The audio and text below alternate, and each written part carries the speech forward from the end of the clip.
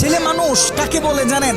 যে তার নিজের কলিজা ছেঁড়া কষ্ট ভাতের লোকমার সাথে প্রতিনিয়ত গিলে খায়, তাকে ছেলে মানুষ বলে। একটা ছেলে যখন বড় হয় সে তার নিজের বাবাকে গিয়ে এই কথাটা বলতে পারে না, বাবা আমি প্রচুর পরিমাণে ডিপ্রেশনে আছি, আমি অনেক সমস্যার ভিতরে আছি, আমার একটু তোমার সাপোর্টটা দরকার, কারণ তোমার ছেলের তুমি ছাড়া এত আপন তো আর কেউ নাই। বাবা তোমার ছেলের মাথায় একটু হাত বুলিয়ে দাও, সামান্য সময়ের জন্য হলেও তোমার ছেলেকে একটু বুকে টেনে নাও। তুমি যদি একটু আমাকে তোমার বুকে টেনে নাও তাহলে আমার কষ্ট অনেকটা কমে যাবে। ছেলেরা এই কথাগুলো কখনোই তাদের বাবাকে গিয়ে বলতে পারে না। ছেলেরা কখনো নিজের মাকে জড়িয়ে ধরে কান্না করতে পারে না, because people say boys don't Cry. ছেলেদের মুখে কান্না মানায় না, এ কারণে ছেলেরা নিজে কষ্টে পড়লে কাউকে একটু কান্না করেও বলতে পারে না। খুব খেয়াল করে দেখবেন, একটা ছেলে খাবার খাওয়ার আগে যে কখনো প্লেটটা ধুয়ে খাবার খায় নাই, এই ছেলেটাও নিজের সবটা দিয়ে চেষ্টা করে নিজের ফ্যামিলি, নিজের প্রিয় মানুষটার মুখে হাসি ফোটানোর জন্য। অনেক ছেলে দেশে পরিশ্রম করে, অনেক ছেলে প্রবাসে বছরের পর বছর নিজের ফ্যামিলি, নিজের প্রিয় মানুষের মুখে হাসি ফোটানোর জন্য পড়ে থাকে।